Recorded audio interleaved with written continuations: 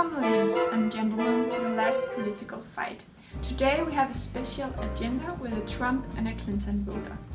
Or as we say it, it's time to choose between the devil and the deep blue sea. As usual, our participants have to fight while trying to convince us that the one they vote for is the best. We will see the voters in a highly political boxing game. To pep it up, we have invited the well-known historian Socrates Smith to keep the audience informative.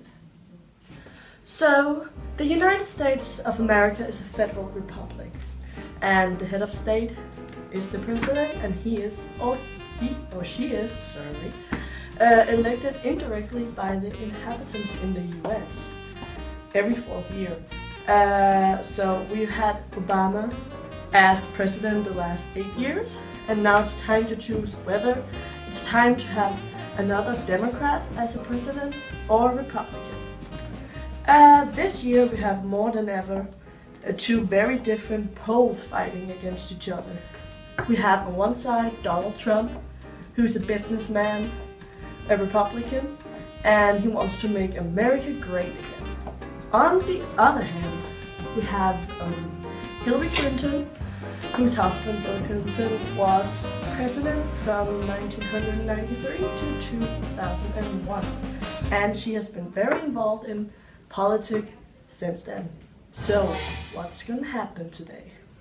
The voters are Caroline and Betsy. Hello, I'm Caroline, a Clinton voter.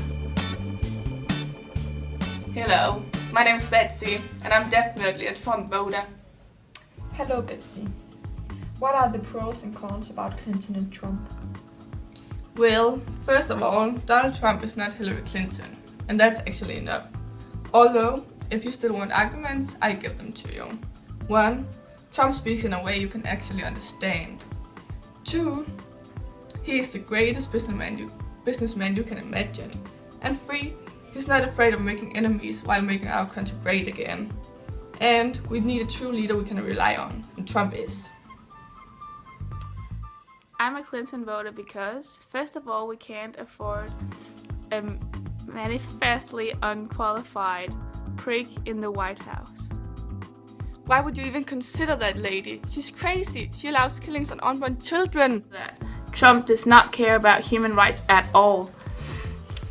An example is that Trump is against gay rights. Opposite him, Clinton declared on the world stage that gay rights are human rights, which is amazing. Alright, take it easy, you two. We can't have a real fight going on. Let us just take another subject. What do you, Betsy, think about the fact that Trump have said that he would not accept the election if Clinton won? Well, he don't need to accept it. I don't believe my fellow human beings are so fucked up that they won't really vote correctly. And I think it's great he will take up the fight if someone makes an election fraud.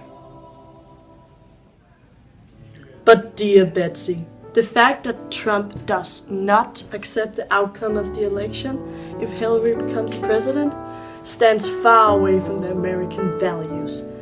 As dear Abraham Lincoln said, democracy is the government of the people, by the people and for the people. Said with other words, it's needed that Trump accepts the outcome of the election because it's the voice of the people that matters. I agree, and if I can change the subject for a minute, the economy is stronger when a Democrat is in the White House. Because we need a president who has a plan for Wall Street's accountable. Hillary has a plan to reduce the risk of future financial crisis. That must be a joke. If you didn't notice, the Democrats haven't done anything to our economy as good things, you know. Trump will create a dynamic, booming economy that will create 25 million new jobs over the next decade.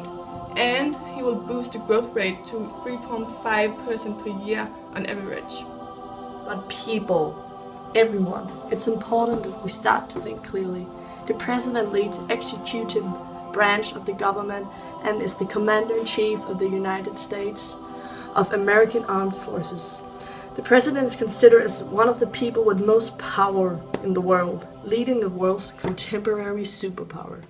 Well, as a matter of fact, you, us, and everyone in the US have to think more than twice before voting. And actually, it's important that we go vote. The last election in 2012, there was only around 55% who voted, a little more half than the country. The question is now, what will happen this year when the polls are more distant than ever and the people are more confused than ever to select a candidate? Your future, our future, and the future of the Western country lies on your voice. See you all next week when the election takes place. And if you don't care about all of that shit, you can just vote.